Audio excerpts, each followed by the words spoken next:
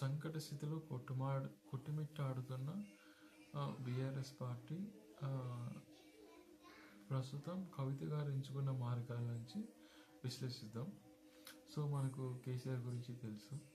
2009లో దీక్ష చేసి తన బలిదానం చేసైనా తెలంగాణ సాధించాలని చెప్పి ఈ దీక్షలు కూర్చొని మొక్కువని దీక్షతో తెలంగాణ సాధించి ఒక 10 ఏళ్ళు మంచి పథకాలు ప్రవేశపెట్టి ముఖ్యమంత్రిగా పోటీ చేసి గెలిచి బాగా పాలించిన ఒక గొప్ప నేత, తెలంగాణ సాధించిన ప్రదాత, ఒక భగీరథుడు, ఒక గాంధీ కేసీఆర్ గారు. సో తండ్రి ఇంత లెగసీ, ఇంత విజన్, ఇంత గ్రేట్నెస్ ఉన్నప్పుడు కవిత గారు తండ్రి అడుగు జాడల్లో నడిచి జాగృతి అనే సంస్థ పెట్టి ఎన్నికల్లో టీఆర్ఎస్ alias బీఆర్ఎస్లో పోటీ చేసి ఫస్ట్ టైం గెలిచి సెకండ్ టైం ఓడిపోయి తర్వాత ఎమ్మెల్సీగా ఉండి ఇప్పుడు బీఆర్ఎస్ పార్టీకి వ్యతిరేకించి తన సొంత అన్నను బావ అయినటువంటి హరీష్ గారిని, తండ్రి అయినటువంటి కేసీఆర్ని వ్యతిరేకించి విభేదించి విమర్శించి బయటకు వచ్చిన తీరు కలిచివేస్తుందండి. ప్రతి బీఆర్ఎస్ కార్యకర్త ఎవరు తట్టుకోలేరు. కవితక్క, మీరు తండ్రికి అన్నగారికి ఎదురు వెళ్ళకండి. వాళ్ళ అస్తిత్వమే మీ గుర్తింపు, మీ బలం.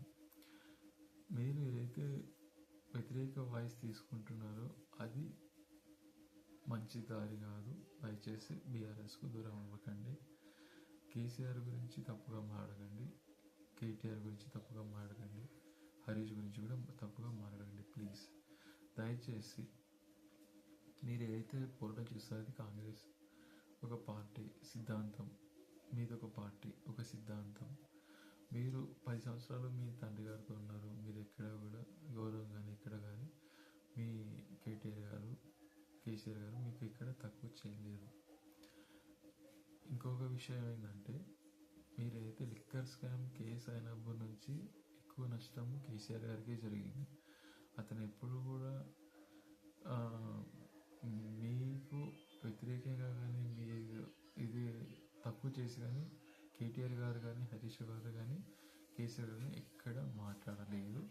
మీకోసమే అహర్నిశలు ప్రయత్నించినారు. కేటీఆర్ సార్ అయితే మీకోసం పార్టీని రాసిచ్చేగాడికి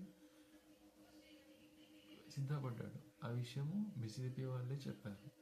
సో ఇంత చేసిన అన్నగారికి, తెలంగాణ తెచ్చిన కేసీఆర్ గారికి మీరు ఆ పార్టీని వదిలేసి ఈ గొడవలు అన్నీ చిన్నవి అపోహలు పోతాయి. సస్పెండ్ చేసిన తర్వాత మీరు కొద్ది రోజులు వేచి చూస్తుంటే మళ్ళీ మీకు పిలుపు వచ్చేది. మీరు మళ్ళీ ఆ పార్టీలో ఉన్నతమైన దాంట్లో ఉండేవారు, ముందుకెళ్ళేవారు. దయచేసి మీ సోదరుడు కేటీఆర్ గారు డైనమిక్ లీడర్, హరీష్ రావు గురించి కూడా మాట్లాడండి. మంచి వ్యక్తి, మనసున్న వ్యక్తి. వీళ్ళకందరికంటే రోల్ మోడల్ కేసీఆర్ గారు. వాళ్లకు వెళ్ళి రెండింటికి చెడ్డ రేవడిలాగా అవ్వకండి ప్లీజ్. దయచేసి ప్రతి తెలంగాణ వ్యక్తి గుండెల్లో ఉన్నాడు కేసీఆర్. మీరు ఇంకొక షర్మిలక లాగా మారకండి. దయచేసి కేసీఆర్తోనే ఉండండి. కేసీఆర్ అడుగుడు జాడల్లో నడవండి. మీరు ఏదైతే అనుకుంటారో దానికి సాధించడానికి తండ్రి సహకారం, ఆశీస్సులు తీసుకోండి. దయచేసి సొంత పార్టీ, సొంత రక్త సంబంధికుల మీద విమర్శలు చేయకండి. ఇది నా బాధ, ఆవేదన. సో మీకు ఎప్పుడైతే లిక్కర్ స్కామ్ వచ్చిందో దానికోసం బయటపడేయడానికి కేసీఆర్ తండ్రిగా తన వంతు తను చేశాడు, సోదరుగా కేటీఆర్ తన వంతు చేశాడు, హరీష్ రావు తన వంతు చేశాడు. సో ఇక్కడ మీరు వ్యతిరేకించడానికి, విభేదించడానికి పార్టీ అయితే మీకు ఎక్కడ అన్యాయం చేయలేదు.